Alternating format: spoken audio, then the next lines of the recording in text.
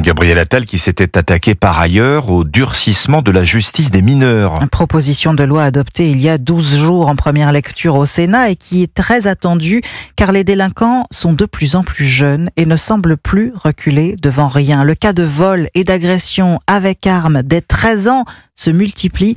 Illustration à Montpellier, reportage du correspondant d'Europe 1, Charles L'Huillier.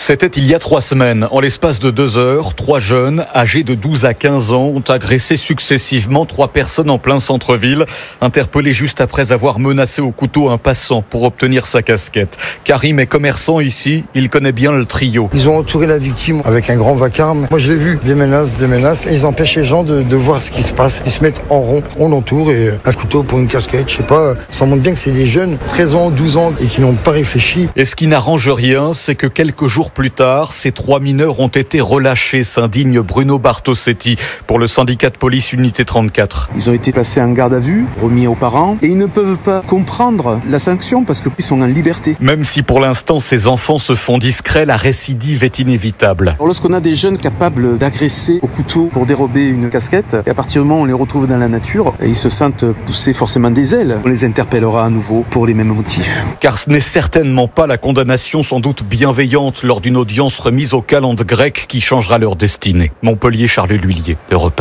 1. Et notez qu'à Carpentras, depuis la semaine dernière, un couvre-feu pour les mineurs de 13 ans a été instauré dans presque toute la commune, comme à Béziers ou à Nice.